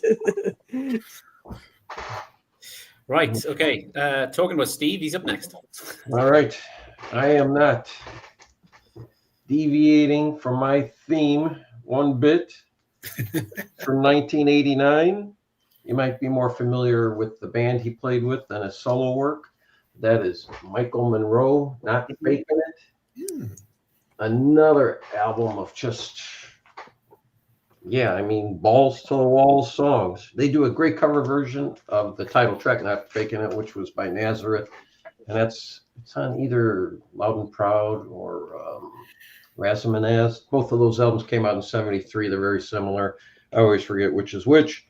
But yeah, this is just another 10 solid songs of just great rock and roll, great guitar riffs. It's got a real good rhythm section here. He's got Anton Fig on drums and Kenny Aronson on bass. Richard, you would know Kenny Aronson from our show on Aronson and Shreve. HSS. Yep. So I don't know. Does anybody have this album? I should. I had a few Hanoi Rock CDs, but Yeah, just a fantastic, solid rock album again, and it's just on a boring black piece of vinyl on the Mercury label. So, and thankfully, none of my albums that I'm showing are gatefold. Anton Fig carved out a pretty nice little career for himself, with the Letterman thing aside, but lots of stuff with Ace and that, and I'm sure he's on numerous other albums as well. So pretty decent. Pretty decent. Okay. We will go to Joe next. All right. 3 sisters out of Monterrey, Mexico, called The Warning, newest, I think, the newest in the bunch of my stuff here, but I like them. I'm not sure if anybody here is familiar with, but much like all of us, they started off as YouTube stars. They did a cover of, I think, Enter Sandman. I'm not sure which Metallica, but they did a cover of a Metallica song. Of course, they were much younger and smaller than they are now. So it was like, oh, look at the three young, early teen girls playing Metallica songs, and blew up on YouTube, but then got some notice, got some people were kind of starting to see them, and it's good. I like it. Again, out of Monterrey, Mexico, and it's just three sisters. Really good stuff. And I don't know. I seek them out. I think if you like them, you listen to them and you like them, you're not going to deviate too far. But they are definitely current modern rock and roll, and they write their stuff, and they're not living off the fact that they, had a not a hit with a cover song, but that they were popular there. They've put in the time. It's not overnight success stuff by any means. No. But they're good. I like them. I haven't seen them, but they're supposed to put on a really great show live as well. So The Warning out of Mexico. Good stuff. I like. I don't know if anybody else is familiar. I think our friend Gary would really like them. Yeah, I would say that's right up Gary's alley. Yeah. Do they sing in English, Joe? Or- Yes. Yeah, it's all in English. Yeah. Yeah, and in interviews, you would never know that they were Mexican. No. Their English is so spot on. Looks like they have kind of perfected their stage presence as well. It's not like they just stand there and play. They give you. It looks like, from what I've seen from live stuff, that they'll give you a show, and good musicians, and the songwriting's there, and it's just good stuff. So yeah, I think we'll probably hear from them for a while. Maybe not. Hopefully not. Hopefully so is what I actually meant to say. But yeah, I like them. I like them. Cool. I'll have to check them out, Joe. Pardon? I'll have to check them out. Yeah, I like it. Cool. Sorry, Steve, you're going to say something. Oh, okay. What was that? I'm sorry, I missed what you said. I said, were you going to say something? No. Okay, right. Okay, we'll go next to Cam. Where you going, mate? Cool. My next pick's kind of like a rock album in disguise, because I think when everyone thinks of this guy, they think of synth music and synth pop rock, I guess, or new romantics is probably the better way to term it. But I'm gonna go with the synth pioneer that is Gary Newman. And this is Tubular Army. Look at him. There we go. Tubular Army, Replicas, fantastic records. I think this is his second album with Tubular Army, and apart from Our Friends Electric, I think the rest of this album is kind of carried by the guitars, drums, and bass, and the synth is kind of there as a bit of a ethereal kind of backdrop. And then it's almost like he took the guitar and he's like, do you know what? I'm going to play what I play on guitar on synth, and then just double it, and it just sounds fantastic. And yeah, a really inspiring guy. He's still putting out fantastic output as well. Slightly different kind of direction to this, I guess, but yeah, I still really enjoy his albums, and I think it's a great rock record. And this is the first UK pressing as well on the Beggars Banquet label. So yeah, amazing album, and of course, Our Friends Electric, just an incredible song as well, one of my favourites. There you go. I'll have to go back and edit this as a short of Richard's reaction when you showed that. Then I missed it. Sorry, yeah, I missed it. he was excited, should we say? Yeah, that was my second Newman album, because the first was Pleasure Principle, and then I backtracked. And those first Two-Way Army records actually came out in the States after Pleasure Principle, because Really? he got signed to Atco Records here in the States on the strength of Pleasure Principle. Then they released Back backtracked and released the others. But they taglined it Gary Newman Tubeway Army replicas, and the same on the debut album too. But yeah, so I had to work backwards, and then I worked forwards and didn't stop. Nice. Yeah. Nice. Have you seen him recently? Have you seen him? I've said seen before. him many times since '97 up until fairly recently. Last time he was here, he opened for Psychedelic Furs, and I was kind of like, yeah, I don't want to see him open. I want to see his show. Hmm. Because his show is phenomenal. It's energetic. He's older than I am. He's like 67 now. And he has more energy than a ferret on crack. He's just running and not just crazy. It's a great show. A ferret wearing a wig on crack. Yeah, wearing a wig. Cracking. Yeah, nice.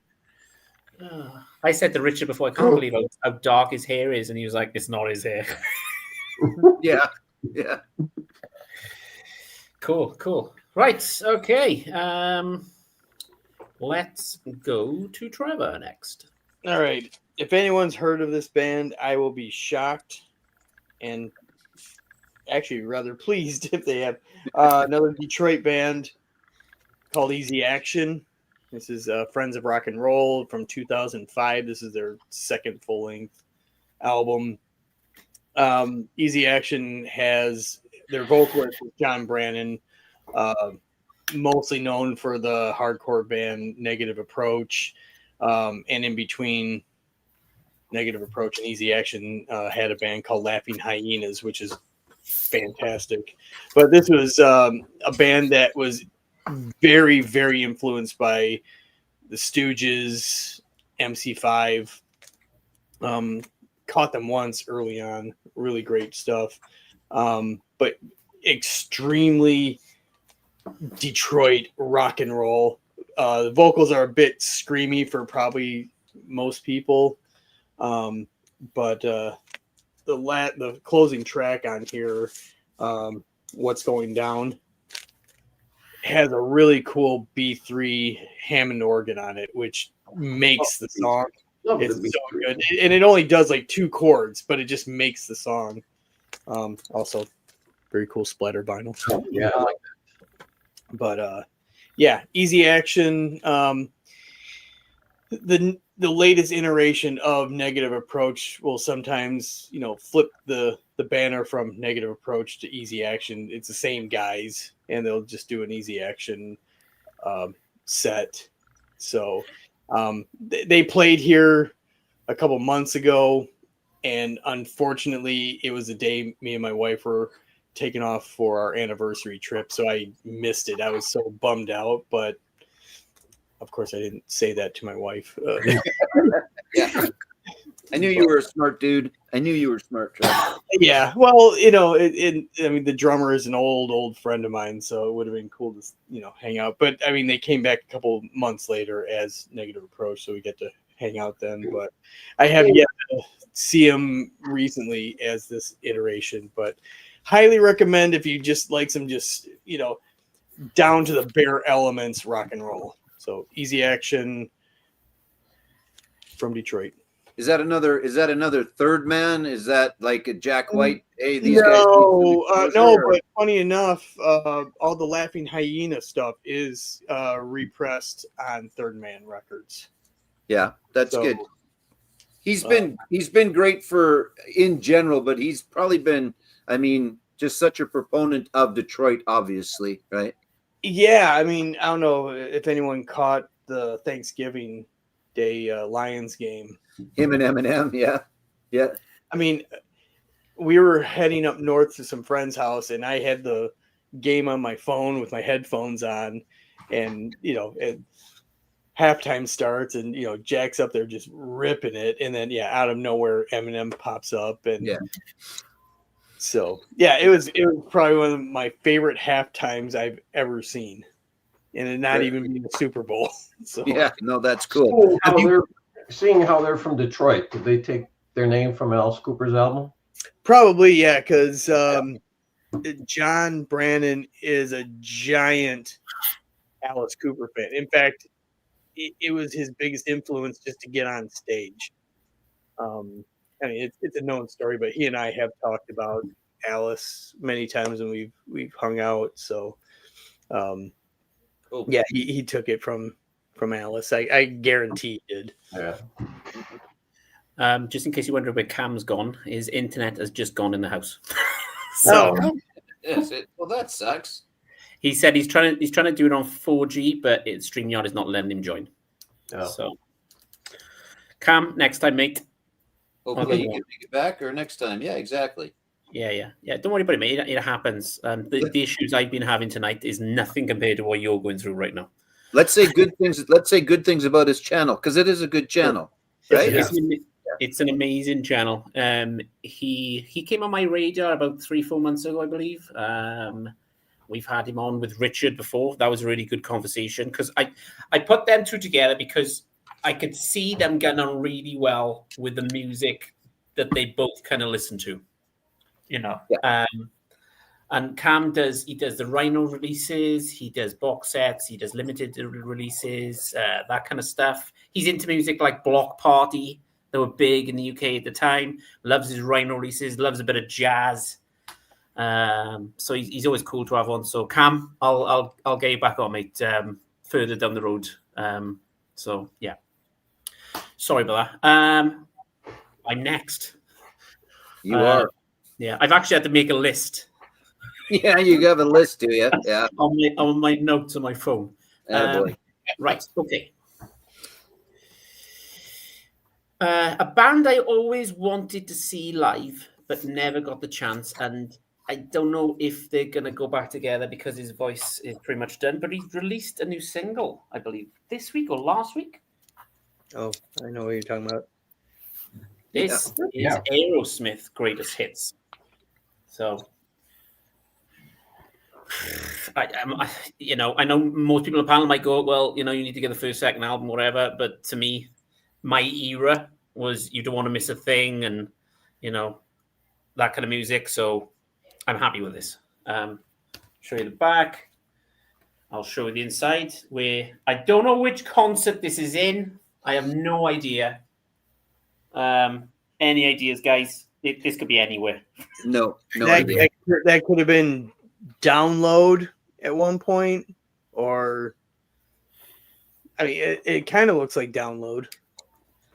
I'm trying to work out the crowd, but it looks like because you can't even see even if it's a stadium. So you may be right, Trevor. Yeah, because I know they've headlined that festival, be it Download or Castle Donington. Yeah, all one and the same anyway. So this is a double LP. You've got all the bangers on here. So you've got Dream On, you've got Walk This Way, Sweet Emotion, Back in the Saddle, Dude Looks Like a Lady, Pink, Jaded. It's my favorite Aerosmith song of all time. That is Jaded, because that came out when I was in college, so it was on all the time. And I've got the CD single somewhere of that. Ragdoll, Janie's Got a Gun, What It Takes, Crazy, Living on the Edge. So, and I don't want to miss a thing as well. Cool pressing on this one. So, could have got black, but fuck it. Why not? Yeah, that looks about right for them. Sure. Yeah, that's good. I ordered this off eBay from America with free shipping, and it worked out at £23, which works out about $26, $27. Nice. And that was cheaper than getting it from Amazon on black vinyl from the UK. Wow. I wonder why they did free shipping. That's surprising. No fucking one, said Steve. Well, yeah, it's the CBS years. It's good to have the collection. I actually put it on the other day, and I was like, yeah. And I just boosted it up, and while I was doing the cleaning and stuff. Yeah, I think they're one of those bands. It's all about how old you were, what stage with them. I myself, I do not like the stuff that came out probably from 88 on. I like the 70s stuff. I mean, first time I saw them was on the Get Your Wings tour. So My first time was Permanent Vacation, and their opening act was one of the other albums you showed was Guns N' Roses were their opening act. Yeah. Wow. Yeah. Yeah, I saw him on Pump with Skid Row, still Sebastian Bach at the time, and then also with White Lion opened up too. I'm of both camps. I like the new stuff, like the Desmond Child and that stuff. I like Dude Looks Like a Lady. I like that stuff. Janie's Got a Gun, and then yeah, of course the classics of the Glimmer Twins back in their stoned days. Yes. I haven't actually got round to put it in the sleeves on this. My mistake. I don't know why this has slipped my mind, but they put it in this. So I'm gonna have to sort that out. That is on my list to do. I've got 2 days off now, so I'm gonna go through most of my records and clean them this week. I did that the other day. I cleaned about 40 records. Yeah. Okay, so yeah, Aerosmith. Always want to see them live. Youngblood, I want to say he's got the single coming out. Yeah, I don't know. I haven't heard it, so I can't say. I don't know. I thought I heard good things about when they were performing together, but I don't know. And then wasn't Steven Tyler just giving them shit the other day for something? I don't know. I don't know. Who knows? That sounds about right. Yeah. I honestly haven't paid too much attention to Aerosmith in the last several decades. Yeah, I think if Aerosmith does not have some sort of controversy going on, whether it's Steven and Joe bitching at each other or kicking out the drummers, or then it's just not Aerosmith these days, I think. So Cool. All right. Okay. We'll keep it moving. My turn. Richard. Yay.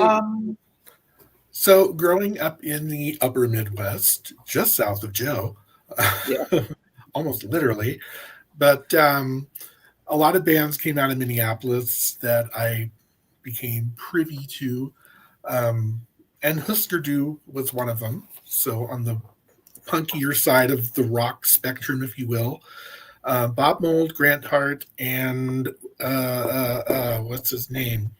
Greg Norton. Love this band, love the sound. This kind of introduced me to that sort of droney guitar that kind of segued me into an appreciation of shoegaze, because I just love Bob Mould's drone on his guitar throughout most of Husker Du's output. They only put out 3 or 4 albums, several EPs and a live album, and that was it. They were done. But I've seen Bob Mould many, many, many, many times, met him a few times. That's a signed picture of Bob Mould, the picture that I took over there. But I've always loved, there's so many different styles of punk rock. There's West Coast punk rock, East Coast, DC. Minneapolis had its scene with Replacements are kind of considered punk rock, and I don't really think so, but whatever. UK punk rock, I like all of it in different amounts, but Husker Du really resonated with me. Loved all their music. Never got to see Husker Du. They did come to my hometown, played a bar kind of across the river, but I wasn't old enough and I couldn't go. As it is. But fortunately I've seen Bob Mould do his thing, and he plays a lot of Husker Du songs in his set, so it's almost the same, but not quite. So punk rock, why not? So Alex, Alex. Hello, Alex. I only have Jared. I only have Zen Arcade by them, so and I enjoy it. I don't know how often I go back to it, but is that the album or a album, or should I be listening to more, I guess?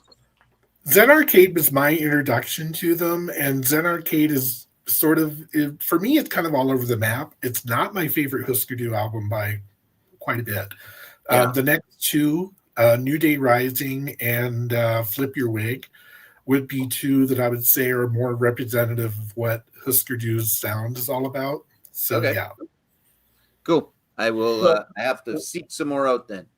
So I got some comments here about that. Harris Pilton saying, "Tell Richard he has to get the Husker Du Miracle Year box set." I wanted to get the Miracle Year box set. For one thing, it's sold out everywhere, including the who made that one? I have the Savage Young Do box set. The reason I decided ultimately not to get that box set is because I have most of the live material that's in that box set on other sources. So, so be it. But Numero, the Numero label put out that, and they put out Savage Young Do, which is another giant box set of really early Husker Du that I found really interesting. But yeah. Joe, Alex is saying, Joe, more of a flip your wing kind of guy. Okay, cool. I will seek that out. I'll give it a listen and then see if I can find it. So you don't see them very often, that's for sure. At least as far as the used market coming up in collections, they fall into that category of guys hang on to it. So even new, they're not that expensive. They're not stupid. They're still in print and relatively easy to find. But yeah, Flip Your Wig makes no sense, which is kind of like the signature Husker Du song. Okay, cool. Okay, right. We've got about 20 minutes left, so I'll make it quick. I wasn't pushing it to be quick. Don't worry. Right. Okay. Let's go to Steve. What do you got, mate? All right, another album that just does not let up from the start till the end. Came out in '73, produced by Todd Rundgren. An album cover that sent shockwaves through America. Most suburban moms did not like this album cover, and that is the New York Dolls. Their debut. Good one. Opening up with Personality Crisis and ending with Jet Boy. I mean, it's just, I think everybody's dead now, right? David Johansen passed away. I think that's, he was the last guy standing. Yeah, he was last man standing, so they're all gone. Fame and Fortune, well, Fame followed him, I guess you could say, but Fortune did not. No. A lot of people seem to like the follow-up album more than this one, but I still prefer this one. But like a lot of bands and albums, your first introduction, a lot of times that is just your favorite album by them. So does everybody or anybody have that album? The next one? No, the very first one, the one I showed. I do, yeah. Yeah, I got that one. Yep. Yep. Richard's probably got it. I actually don't have that. I'm surprised I don't. I've heard it enough times. I probably don't need it. It is.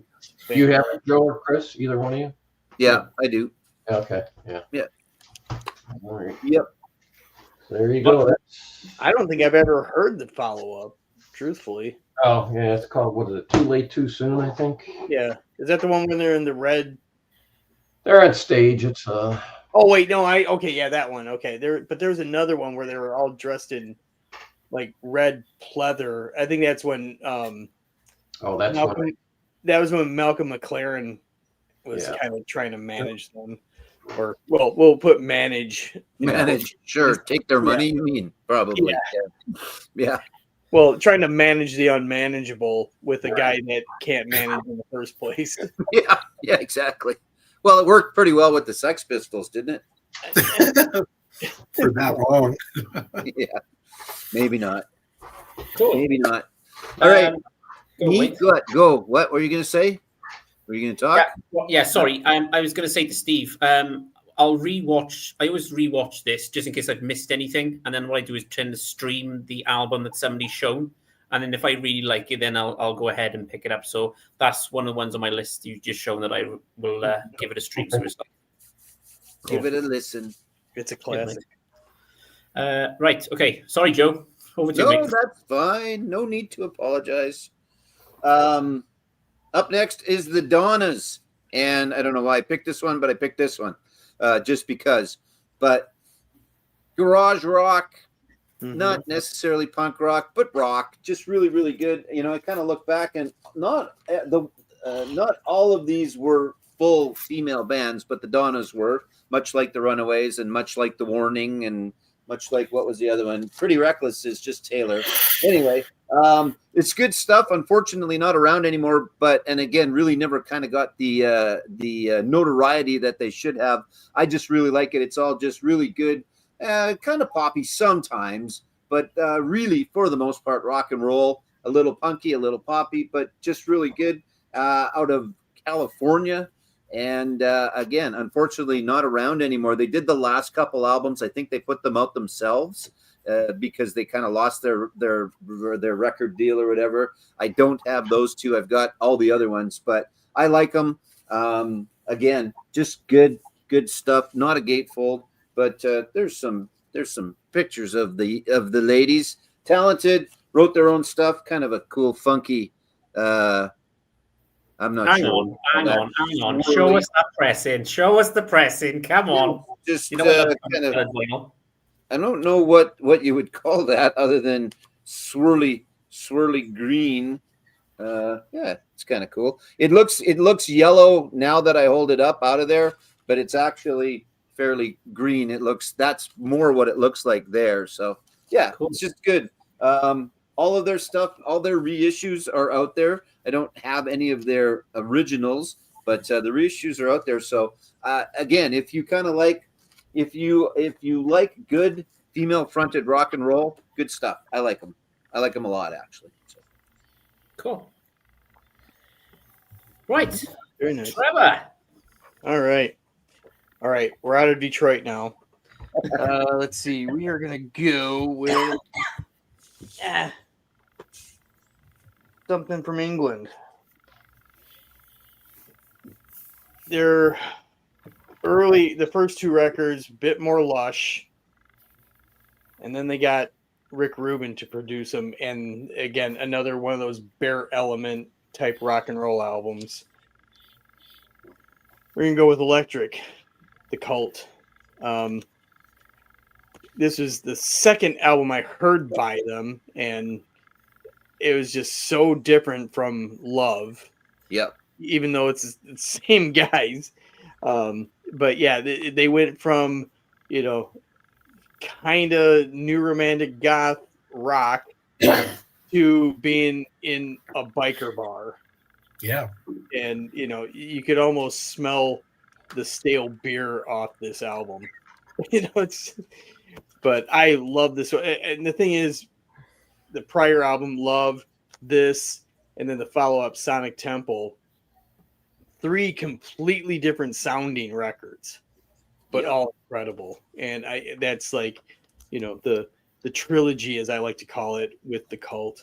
But this one being, it's almost demo form. It's so bare minimum on it, and I love it to death. I mean, the artwork is more intricate than the music itself. So, and I got one of those sleeves that you could actually open up the gatefold, so I don't have to put it back. So, 80s collage, Yeah, and they do the ultimate biker anthem on their Born to Be Wild. Yeah. Yeah, which that is probably the least favorite least favorite song on this album. I never liked it. A very slowed down version. Yeah. But everything else on this album is just fantastic. So, The Cult, Electric from 1987. Still Yeah. So touring. Trevor, too. Trevor, have Actually, you no. heard? What have I heard? What? Trevor, have you heard the Peace version of Electric? I've got that.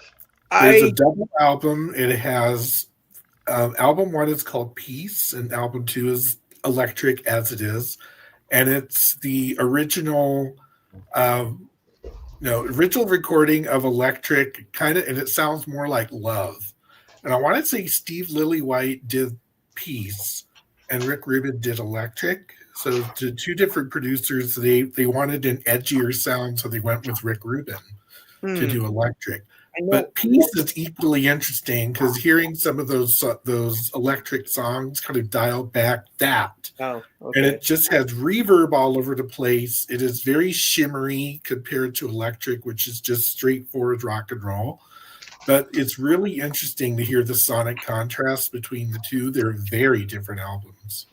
I think I might have heard cuts off it because at one point I had a CD box set of singles.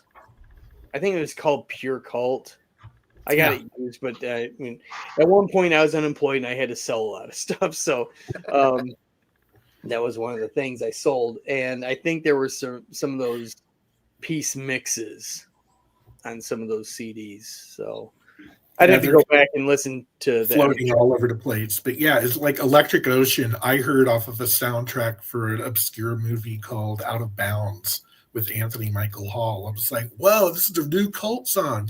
Then Electric came out, and Electric Ocean was just this like AC/DC thing. I'm like, what the hell happened? Yeah. Okay. Yeah, I'll have to look up that one. Cool. So get Alex, he makes me jiggle. More like Husker don't. And yeah, still touring, right? The cult, and it's still Ashbury. No, I thought they were. Nope, they just confirmed that they are taking an indefinite hiatus. Oh, okay, cool. Okay. So that's the live stream, guys. It's come up to the 2-hour mark. So we'll go around the horn real quick, discussing what you got coming up on the channel or any videos you've done this week that you want your 1 million viewers to watch.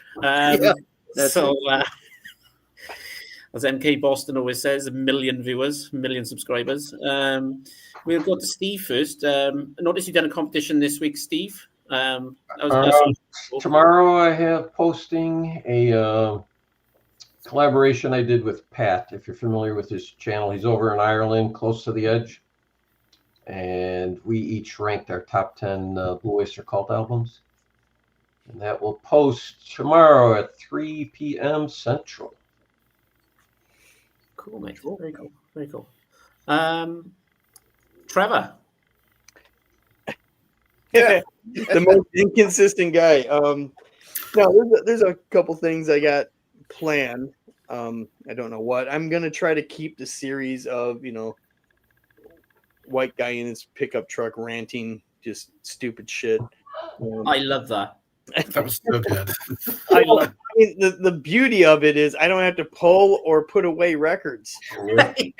That's the genius of it all, and I get to state my opinions. No, but there's a couple more. I want to do Craig's contest, a thread, because I can't come up with any original ideas, so I have to go with threads and contests. So, and then probably sometime in 2027, Steve and I will pick up where we left off with our live streams. Cool. Rich, you done a video tonight. I was halfway through it before I joined the live stream. So, do you want to explain what it's about on that one? I think RSD Day, you picked some pickups and stuff. I got as far as. Yeah, I just posted that this morning. So that was like the contest winning the London contest from M Fidelity. Talk about that, talk about RSD pickups, and a few of the very few records I picked up in November.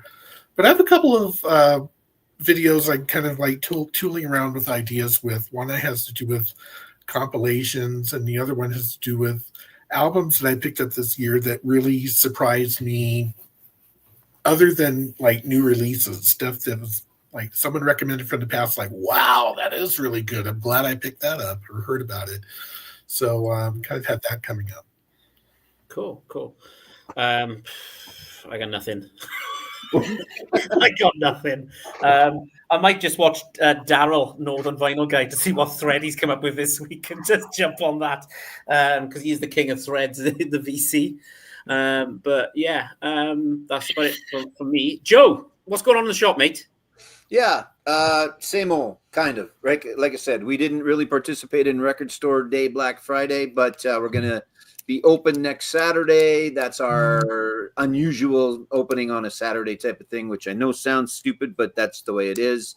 So just going to promote that through the week. And, my channel, personal channel, I haven't done anything forever. I just, as I've told you and numerous others, I love doing this stuff, the live stuff, and the store channel is really meant, everybody can watch it, and I know that you do, and I appreciate it, but it's meant more for promo than it is anything else.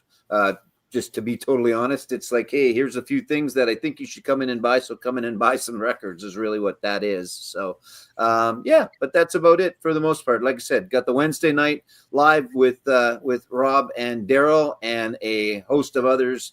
And, I might hang out with you every Sunday if you can get your shit together and actually, be online when you're supposed to be and not be the host that's not here while everybody else is waiting around. I'll let it slip this time. Just 'cause I love you, man. So, it's you're good this time. So yeah, it'll trust me. This I fucked up. I fucked up big time, which I apologize to all of you. no, I'm just giving you shit, man. Yeah, StreamYard has not worked for me at all tonight. Dragging Faces Over hasn't worked. Screen is freezing on me. I couldn't get on the screen myself. Yes, but I've enjoyed the chat. But other than that, it was perfect, man. It was perfect. I'm just glad I could be. I'm just glad I could be seen this time compared to my last stream that I did, where I disappeared in the darkness. Oh, that was hilarious. I called you the Floating floating. Yeah. Yeah, but this is what I enjoyed. This is what I love. It's been a while since I've seen Steve. Always enjoy talking to Trevor. Always enjoy talking to Richard. You I put up with, but I continue to do it. And so this is what I enjoy doing. I love doing the videos. I just haven't for a while. And who knows? I could get back into it because I was doing a shitload for a while. And then maybe that's the thing. I have a very addictive personality. I quit smoking and then I started again. And then I started right back to where not currently. Currently, I'm not. But if I start doing something, I can tend to overdo it. So I don't know. We'll see. What did you ask? What was the question? Never mind. Don't know. I got nothing. Lost track completely. Check out the Donnas. Yeah, next week I'll be back with a few guests, and we'll 10 random albums. I think I'm gonna go or Discog Shuffle or something like that for next week. Good. Well, I got 6 or 7 that I didn't show tonight, so I'm not putting them away, and you're getting them next week. So there you go, because I'm not putting shit away that I didn't show. Richard's probably got a big stack too, don't you? Right? Yeah, exactly. Yeah. Leave it there, Rich. We'll pick up from next week. Okay. But I'd like to thank all my guests this evening. Thank you, Steve, for coming on. Thanks for the invite. For the first time. Trevor, second, third time, I want to say. Second. It's just that we've hung All right, out. you don't have to make the V shape. It feels like more. Thank you, Joe, as usual, for coming on. Richard, again, always awesome having you on, mate. Thank you for everybody in the chat. Thank you for everybody who's going to watch us later. Rob, I'm sorry. I will make it up to you. I'll send you something in the post. Thanks for watching, and I'll catch you all next week. So from all the panel, good night.